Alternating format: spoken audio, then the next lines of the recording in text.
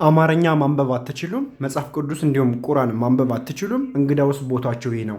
ይህ አካዳሚ አማርኛና እንግሊዝኛ ማንበብ የማይችሉ ተማሪዎችን በኦንላይን ካሉበት ቦታ ሆነው እያስተማረ ይገኛል። እናንተም ባላችሁበት ቦታ ሆናችሁ እጃችሁ ላይ በሚገኝ ስልክ ብቻ በሳምንት 5 ቀን ከሰኞ እስከ ዓርብ እናንተ በፈልጋችሁትና በመረጣችሁ ሰዓት አማርኛን ከመሰረቱ ከፊደል ጀምራችሁ እንግሊዘኛንም ኤቢሲዲ ብላችሁ መጀመሪያ የምትፈልጉ በ0953 61 59 56 ወይም ታች ላይ በሚገኘው ስልክ ብትደውሉልን ወይም ብታናገሩን ኢሞ፣ ዋትሳፕ፣ ቴሌግራም ላይ ሀይ ብትሉን ሰዓት ይዘንላችሁ በሳምንት 5 ቀን ከሰኞ እስከ ዓርብ ከጠዋቱ 12 ሰዓት እስከ ምሽቱ 7 ሰዓት ድረስ እናንተ በመረጣችሁ ሰዓት እናስተምራችኋለን። ለቻናሉ አዲስ ከሆናችሁ ደግሞ ሰብስክራይብ ያደረጋችሁ ቤተሰብ ሁኑ። ቪዲዮውን ላይክ፣ ኮሜንት፣ ሼር ማድረጋችሁን እንዳትረሱ ማለት ነው። ዛሬ ደግሞ ይዤላችሁ የመጣሁት ክፍል 2 ከሰ እስከ ሸ ድረስ ያሉ ፊደላትን አይተን በስራቸው ደግሞ ቃላትን እየመሰረትን ያለን ማለት ነው። ቪዲዮውን ከመጀመሪያው እስከ መጨረሻው ድረስ ተከታተሉት ማለት ነው። ቀጥታ ወደ ትምህርቱ ነው የምንሄደው።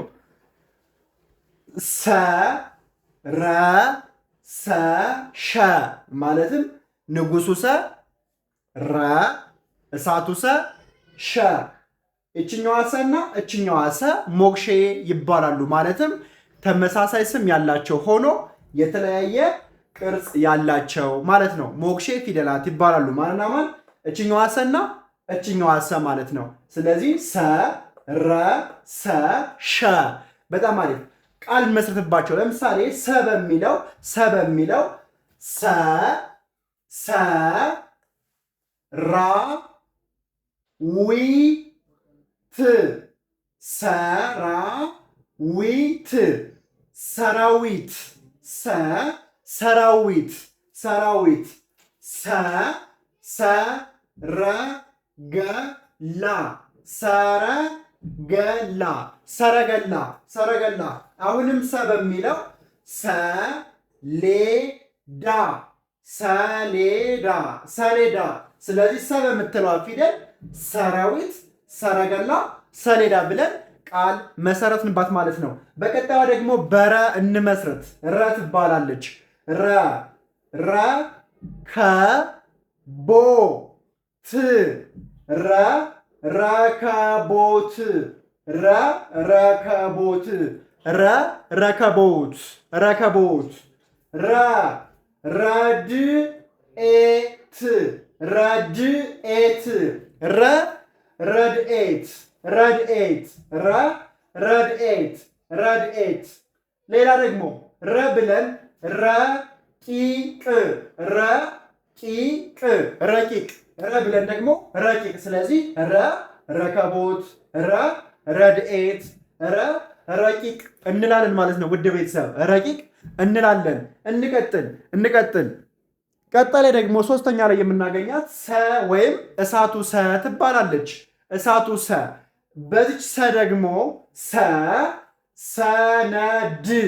ሰነድ ሰነድ ሰነድ ሰነድ ሰማይ ሰማይ ሰማይ ሰማይ ሰማይ ሰማይ። በጣም አሪፍ። አሁንም እንሂድ። ሰንደቅ ሰንደቅ ሰንደቅ። ስለዚህ ሰ በሚለው ሰነድ፣ ሰማይ፣ ሰንደቅ ሰነድ፣ ሰማይ፣ ሰንደቅ ብለን ቃል መሰረትንባት ማለት ነው። በማን? በሰ በእሳቱ ሰ ማለት ነው። ንጉሱ ሰ እሳቱ ሰ። እንቀጥል። ሸ በሸ ደግሞ ሸረሪት ሸረሪት ሸረሪት ሸረሪት ሸረሪት ሸረሪት። እንቀጥል። ሸለቆ ሸለቆ ሸለቆ። ሌላ ደግሞ ሸክላ ሸክላ ሸክላ ሸረሪት ሸለቆ ሸክላ።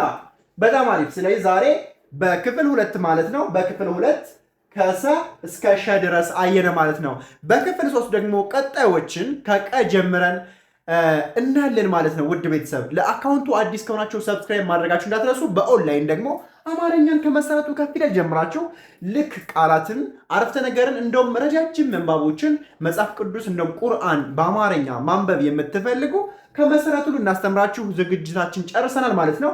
ለመማር በ0953 61 59 56 ብላችሁ ኢሞ፣ ዋትሳፕ፣ ቴሌግራም ላይ ብታናግሩን ሰዓት ይዘንላችሁ እናንተን ብቁ ማድረግ እንድትችሉ እናደርጋችኋለን ማለት ነው ውድ ቤተሰብ።